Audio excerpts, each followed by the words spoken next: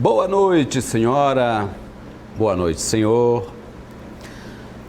Nós já conversamos aqui essa semana, trouxemos aqui a diretora da Casa da Mulher Brasileira para falar sobre a Semana de Combate ao Feminicídio.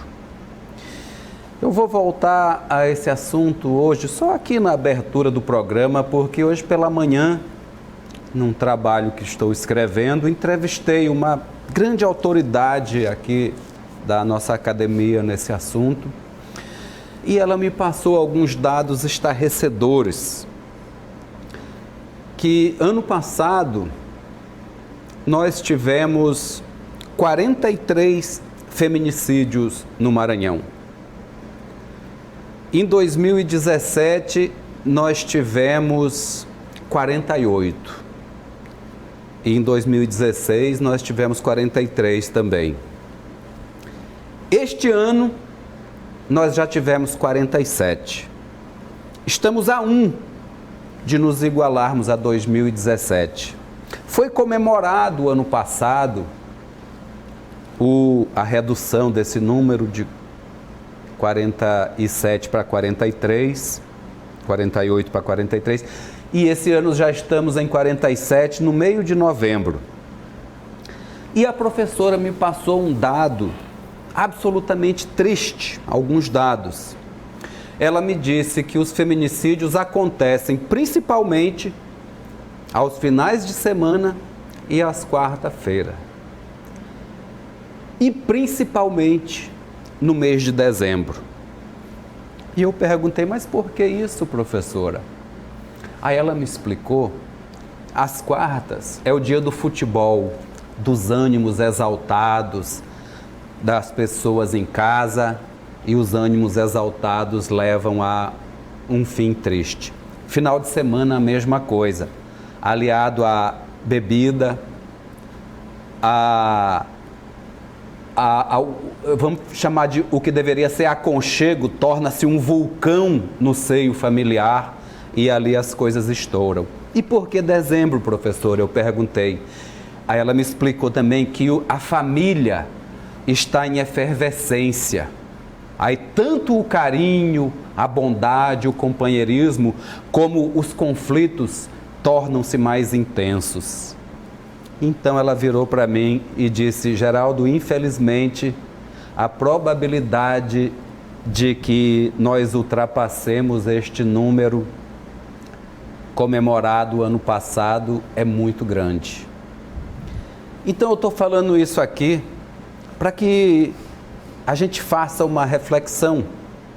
Nós, homens, nós, seres humanos, nós maranhenses, nós pais de família, mães de família, para que a gente combata esse crime e essa atitude que por tantas vezes é por algo tão banal.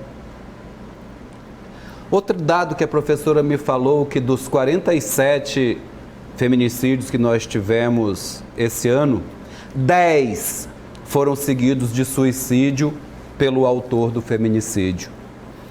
E é o que ela quis dizer com isso? Que não foi um crime de maldade, de atrocidade, é um crime de pessoas que estão em um conflito terrível, porque além de matar, o cidadão se mata. Quem ganha com isso? Ninguém. Quem perde? Toda a família dessas pessoas, os filhos, as mães, os pais, os parentes chegados, os amigos e a sociedade. Feita essa reflexão, eu vou pedir para esta professora aqui, que eu entrevistei hoje pela manhã, venha aqui assim que puder, para a gente comentar sobre isso. Independente de ser semana de combate ao feminicídio, aqui se combate o crime todos os dias. Aqui se combate a desigualdade, a falta de republicanismo, a antidemocracia, a violência. Se combate todos os dias aqui nos Analistas. E aqui se trata a política pública, ou as políticas públicas, como a forma principal de atuar na sociedade para combater todas as desigualdades e tudo aquilo que piora o modo de vida. E para falar sobre política, trazemos uma autoridade hoje, o cientista político, professor Esaú Rômulo. Professor, seja muito bem-vindo aos Analistas. Obrigado, é sempre uma satisfação atender o convite aqui de vocês. Felipe, demorei um pouco, mas acho que a causa é justa. Até me desarmou aqui. Eu estava olhando o professor Esaú e nós estávamos olhando enquanto você falava, simplesmente nós estamos perdendo. São dados tristes, né? Nós estamos perdendo. A sociedade não é as autoridades. Nós temos que parar, professor, se o senhor me permite, de culpar as autoridades. Agora mesmo, vindo para cá, eu olhei 2 pessoas perambulando pela rua, sujos, maltrapilhos. E a primeira coisa que eu pensei, vou escrever mais uma vez, acho que já escrevi, 60 vezes, que as autoridades não têm capacidade de cuidar, né?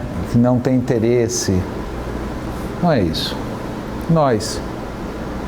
Nós somos inoperantes, nós não temos a decisão de sociedade. Eu fico estarrecido, eu não tinha nem ideia. Veja, gente que frequenta a redação e tudo mais, até porque esse é um crime que choca pela intensidade da propaganda que é feita hoje em dia. Mas não porque estamos mudando o processo.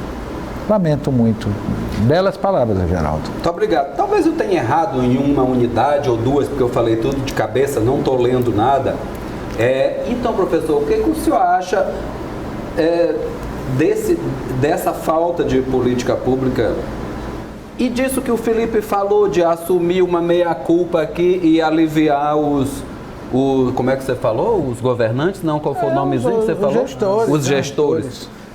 Essa questão do feminicídio, ela é bastante impactante, porque ela toca numa ideia de masculinidade que ainda não virou o século, né? E qual é uma das raízes por trás disso? É de que o camarada, ele entende a companheira dele enquanto uma propriedade. Então, essa ideia de perda daquilo que é seu enquanto um bem material é tão difícil para que as pessoas assumam isso, que aí você precisa se vingar daquilo, né? Então essa desumanização do que a mulher significa na vida de um homem é o que leva o cara a se sentir no direito de decidir até quando ela vai viver, né? Então assim, isso é um sintoma de uma sociedade que ainda no século XXI maltrata e criminaliza tanto as mulheres, principalmente as mulheres pobres desse país.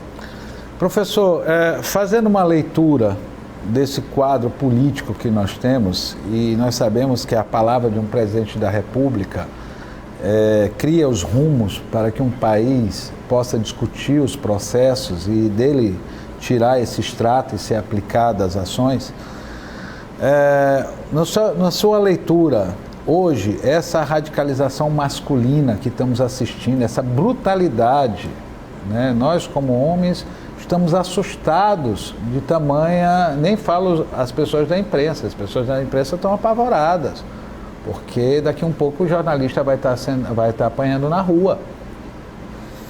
Mas eu pergunto ao senhor, o senhor acha que toda essa leitura que nós fazemos hoje do governo Bolsonaro, né, da coisa macho, da coisa radical, da coisa que tem que ser, né, de firmeza, da não participação da mulher nos seus ministérios. Só, né? 2.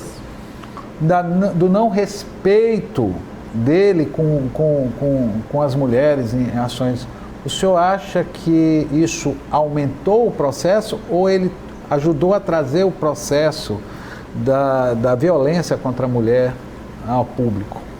Eu acho que faz parte porque que o bolsonarismo se ergueu de forma muito rápida em cima de uma ideia de sociedade que está em desalento, né? É que a literatura em ciência política que hoje está estudando populismo, extremismo e radicalismo, principalmente na Europa e nos Estados Unidos, enxerga esses movimentos de ascensão da extrema-direita muito vinculados a uma perspectiva dos perdedores da globalização. Por isso que os ideólogos do governo são tão antiglobalistas, porque você entende que a globalização trouxe prejuízos econômicos, mas prejuízos morais. O que são esses prejuízos morais? A ideia de globalização, ela fere principalmente o núcleo familiar tradicional, o núcleo familiar tradicional cristão, em que o homem ele tem que ser o provedor único e absoluto da casa dele. E isso gera um conflito não só para a mulher, que vai sofrer aquilo, mas para o homem em si. Porque nenhum homem consegue ser 100% do tempo dele masculino o tempo todo. Porque a gente está partindo de uma ideia de que a sensibilidade ela é uma coisa ruim, de que demonstrar emoções é sinal de fraqueza.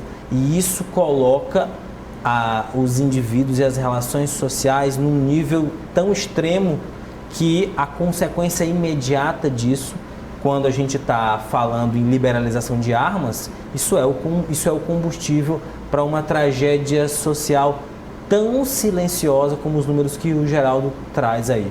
Porque mulheres morrendo na periferia cotidianamente pelos seus parceiros não vai gerar uma manchete no jornal. Então, essa plataforma política de resgate dos valores familiares, ela está associada a um ideal de homem, a um ideal de pai, a um ideal de mulher, muito vinculada ao século XX, essa ideia reacionária, essa ideia conservadora de que os valores da família brasileira de alguma forma estão ameaçados e a gente precisa recuperar isso a qualquer custo. Belíssimas palavras, hein, Felipe? Mas infelizmente a gente vai ter que dar uma paradinha, mas não demora muito, a gente volta aqui com o professor Esaú Rômulo, já. Voltamos aqui com os analistas. Hoje eu e o Felipe Clã recebemos o professor Esaú Rômulo, que é cientista político. Professor, e voltando ou continuando aqui na análise do governo Bolsonaro, ontem entrou em vigor a tal da reforma da Previdência. Vamos começar por aí. Vamos. Como é que você viu essa reforma com esse processo que eles começaram dizendo abril, março ela estaria feita e nós fomos fazer no final do ano e olha as mudanças que ocorreram. Eu acho importante pontuar, em primeiro lugar, que hoje no Brasil a gente tem um primeiro-ministro e esse primeiro-ministro chama-se Rodrigo Maia. Veja bem onde que nós chegamos, em que estágio nós chegamos dessa república, em que Rodrigo Maia é uma referência de ponderação. E grande parte do sucesso da reforma da Previdência se deve a ele, porque nos cálculos do governo isso era para ter sido aprovado com muito mais rapidez. E por que não aconteceu?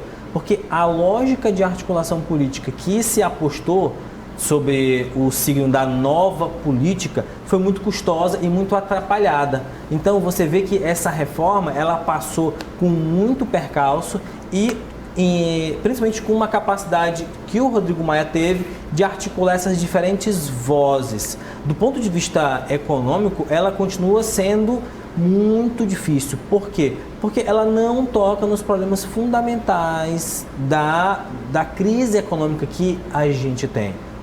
Porque quando a gente vê que alguns setores continuam sendo privilegiados, essa reforma ela é uma sinalização clara de um setor do empresariado brasileiro que, apesar de todos os absurdos e as declarações que o presidente comete, ainda aposta de que ele possa ser utilizado como uma ferramenta para aliviar essa crise econômica. E vem aí a reforma tributária, né? Será que dá para a gente esperar uma coisa mais? Antes disso, professor, quando você começou a falar do primeiro-ministro, muito bem colocado, né? Cara, e a que ponto chegamos de termos Maia como uma referência, ele que era tido como um político medíocre até alguns anos. Paralelamente, professor, está lembrado do Cunha, que o Cunha foi também um grão, vamos chamar de grão-vizir, que é aquela figura do mal para Dilma Rousseff. Sim, claro. E ele fez o contrário do Maia. Ele foi metendo as pautas bombas e derrubou o governo. Será que com essa sua fala anterior o senhor quis dizer que o Rodrigo Maia foi quem segurou o governo Bolsonaro? Ele tem que ficar se explicando, ficar ponderando, dizendo, olha, o discurso do governo sobre a Amazônia é prejudicial para a gente lá fora. Olha, o filho do presidente não pode ficar falando em AI-5 nesses termos.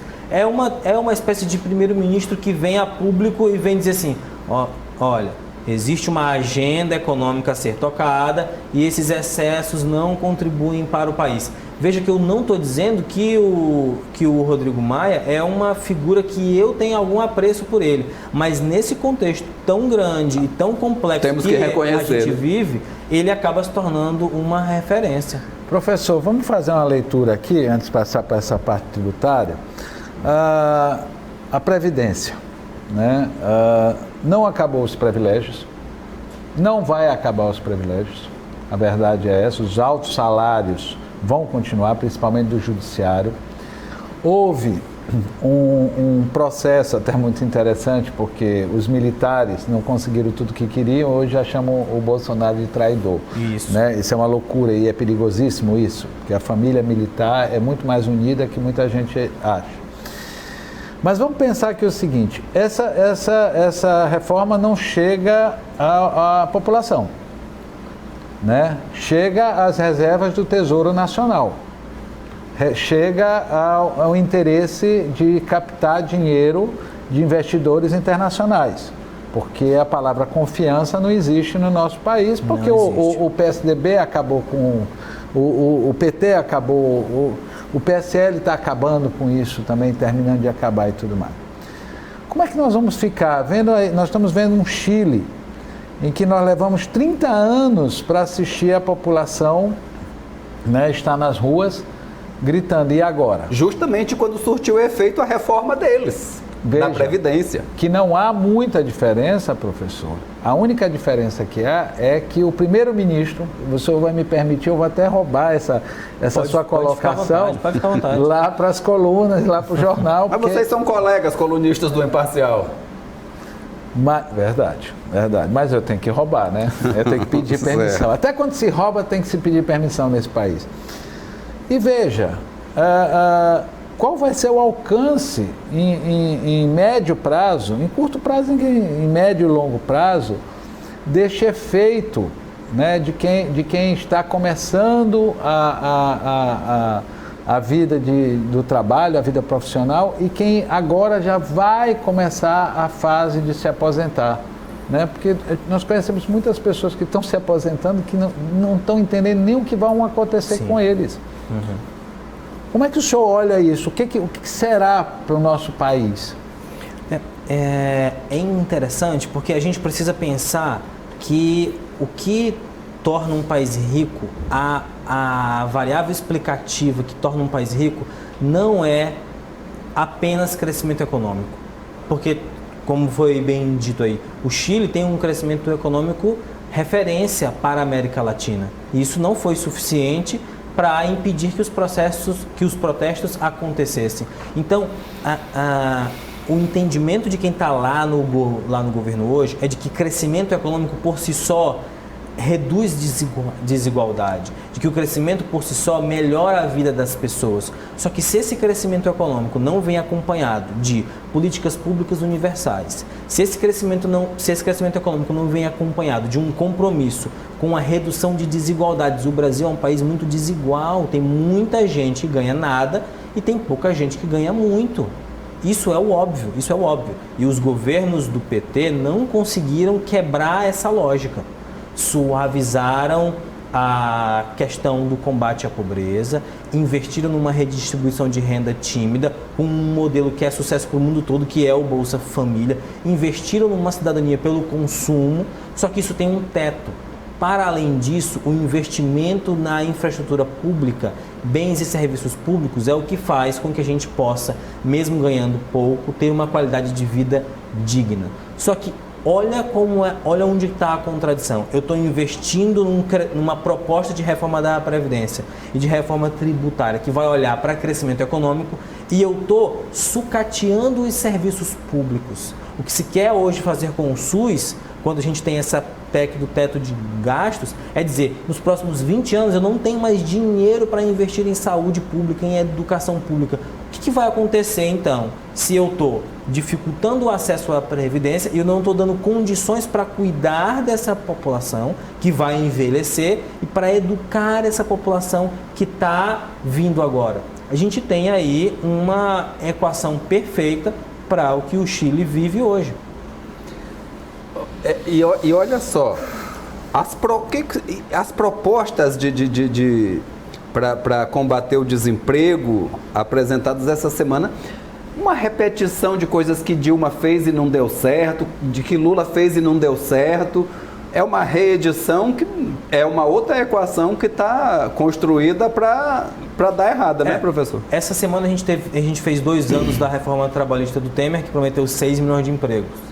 Temos quase 13 milhões de desempregados. E ela não surtiu nenhum efeito, porque nesse contexto econômico, está mais do que provado, quando você não dá algum amparo para essa população que está vulnerável, para esses pobres que conseguiram ascender e estão voltando a essa situação, quando eu estou fechando as portas, quando eu estou fechando essas oportunidades, a gente não sai,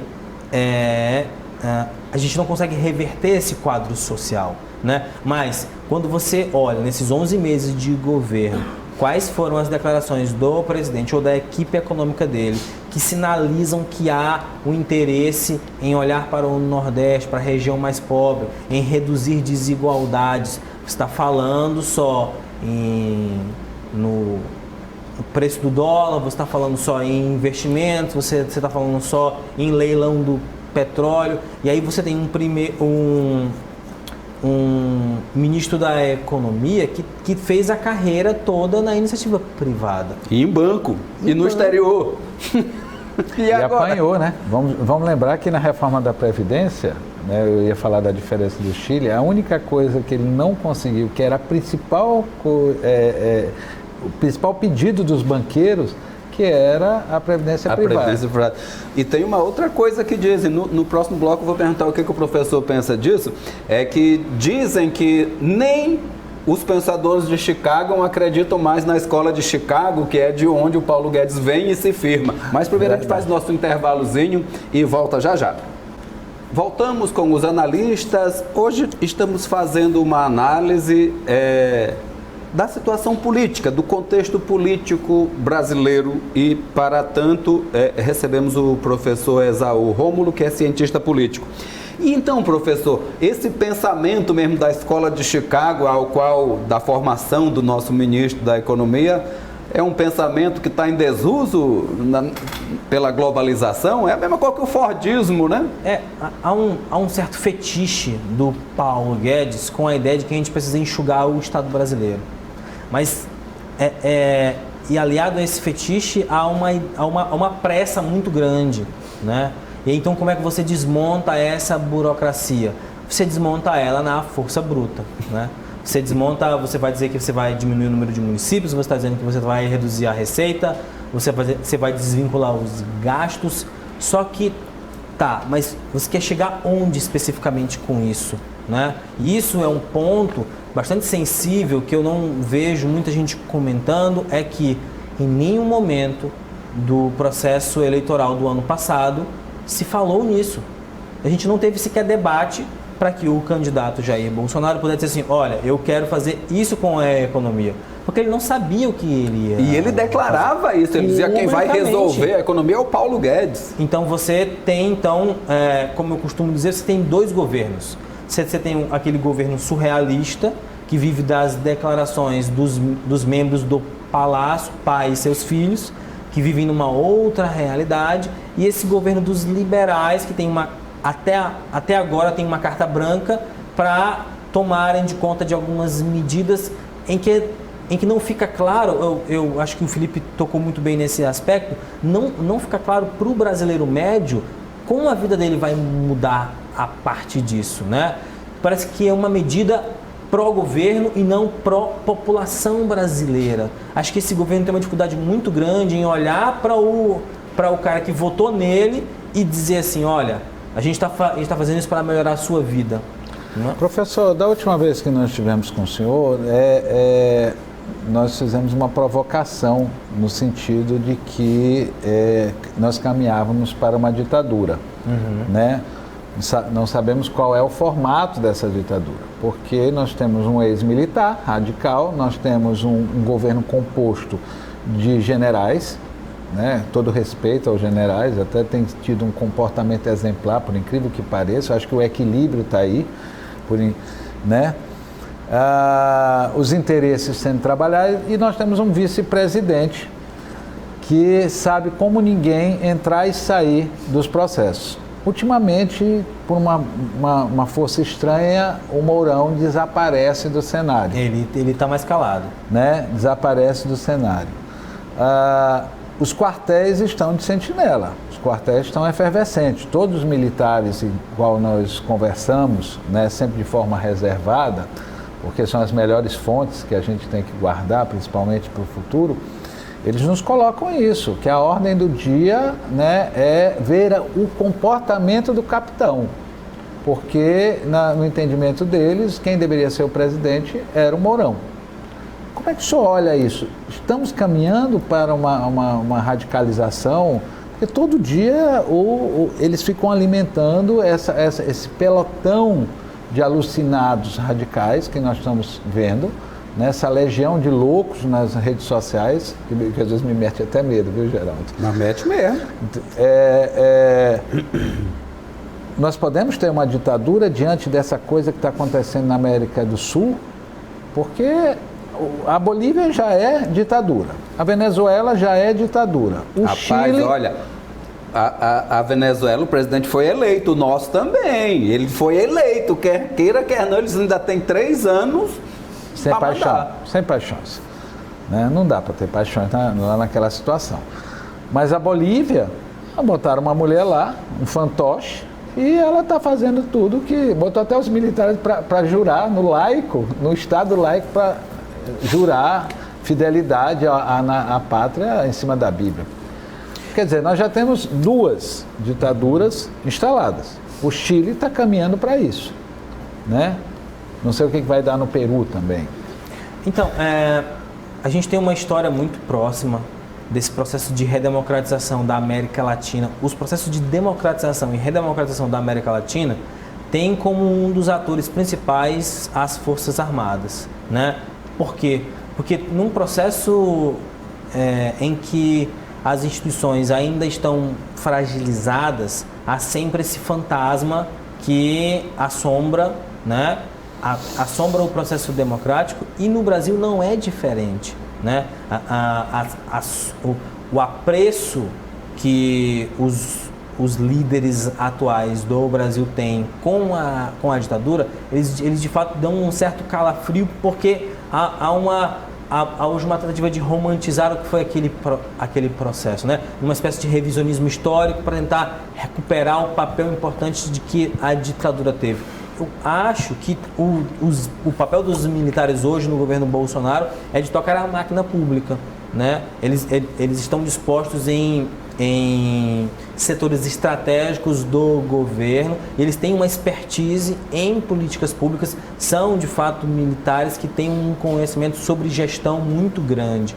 Agora, a gente precisa sentir até que ponto que vai o apoio, porque o Evo Morales caiu lá na Bolívia, porque ele conseguiu sucessivas vezes esticar essa corda muito grande, e aí quando você perde o apoio, quando as Forças Armadas sentem que aquele governo não tem mais condição de liderar, e aí então a gente entra numa outra configuração. Sobre esse aspecto que você toca, no que diz respeito a essa patrulha virtual da internet, o que o bolsonarismo tenta hoje é consolidar um eleitorado que possa ser fiel a ele, não é? Porque ele foi eleito muito numa onda de um antipetismo.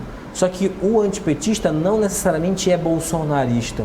Ele votou no cara por uma ocasião, porque ele era a estratégia de ocasião ali. Então, esse discurso dele não vai arrefecer, porque ele precisa, quanto mais rápido e quanto mais duradouro, consolidar um eleitorado olhando já para 2022. Professor, antes da gente terminar o programa, uma outra coisa assustadora, o senhor usou uma palavra aí que não foi exatamente assustadora, mas é o mesmo significado, é o caso Marielle. Aquele envolvimento com milícias e a mesma milícia que está muito próxima à família Bolsonaro, com homenagens, com gente nos gabinetes instalados. Particular. E não sei se dá tempo, e a questão do PSL. Isso é assustador também, porque parece uma coisa não republicana, né? Não tem nada de republicano quando você imagina que o seio familiar do presidente da República tem relações muito próximas com um tipo de política, com um tipo de associação política que ficou tão característica no Rio de Janeiro, né? Então, quando você pega as zonas eleitorais e vê onde o Bolsonaro foi votado enquanto ele era deputado, os filhos foram votados, e quando você sobrepõe esse mapa de desempenho eleitoral com as áreas de atuação e de influência da milícia, é uma conclusão simples de se fazer. Os eleitores do Bolsonaro, eles estão ali e esses vínculos tão próximos, de fato, eles assustam, porque a gente, ainda que não consiga concluir nada, é muito esquisito ficar fazendo esse tipo de suposição do chefe do Executivo Nacional. Mas, professor, nem é uma suposição, o sujeito era vizinho dele de muito... É coincidência demais, né? Muitas coincidências. É uma coincidência atrás da outra, né? É porque assim, enfim, é difícil. Entendi. Vocês dois são muito elegantes, Eu viu? entendi. E a questão do PSL, professor? Tudo é briga pelos 80 milhões do partido. Com quem o senhor acha que vai ficar? Isso do PSL é mais um episódio em que a gente vê que, por uma questão familiar, foi uma briga interna, um racha interno ali, você tem um presidente que não consegue ser referência dentro do próprio partido. O exercício de criar forças dentro de um partido, ele significa que em algum momento você vai abrir mão, você vai ceder, que olha, Luciano Bivar é o cara que inventou essa sigla, então você vai tentar negociar em algum momento. E ele está dizendo, não, eu não quero negociar, eu vou criar o meu próprio partido. E isso vai ser mais problemático ainda, porque se com a maior bancada ele teve dificuldades muito grandes em tocar a sua agenda, imagina com um partido que vai ter aí, eu acho que 30 deputados, né? Então, é mais um sintoma de que a estratégia política do governo, ela não leva em consideração o interesse nacional. Ela leva em consideração aspectos familiares, aspectos pessoais, aspectos de retaliação. Vídeo que aconteceu com a história do seguro DPVAT, né? Uma das principais empresas que gerenciava esse seguro é do Luciano Bivar, e então ele vai lá e, em retaliação a isso, sem se preocupar com o impacto que isso vai ter para o SUS ou para diversos usuários que se acidentaram em estradas que não tem mais radar. Então, olha como essas coisas elas vão se enrolando numa metodologia de governo completamente alucinada. O que ele fez com os jornalistas também agora, com o cancelamento do registro profissional. Mas por enquanto não é ditadura, porque ele foi eleito, viu, Felipe? Mas é que nem aquele negócio, cada um tem a sua opinião e pronto. Mas não dá tempo de a gente brigar. Eu vou fazer aqui um convite em público, Felipe, vamos ver o que você acha, da gente trazer o professor de novo para a gente fazer a análise da nossa comunidadezinha aqui de São Luís do Maranhão, né? Eu acho que antes de virar o ano, pode ser, professor? Pode sim. Então daqui uns dias o senhor vem de novo, mas... Por enquanto, eu agradeço a sua presença, sempre brilhante aqui. Muito obrigado. Valeu, gente. Eu que agradeço. Né, Felipe? Tamo juntos. E ao senhor e à senhora, muito obrigado.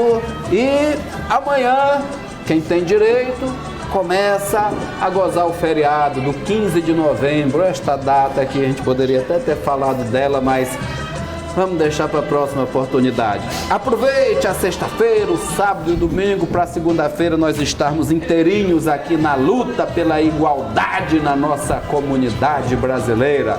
Grande abraço a todos e até amanhã, que nós estaremos aqui de volta. Amanhã a gente fala um pouco de cultura, fala de teatro, de arte, para começar a relaxar. Até lá!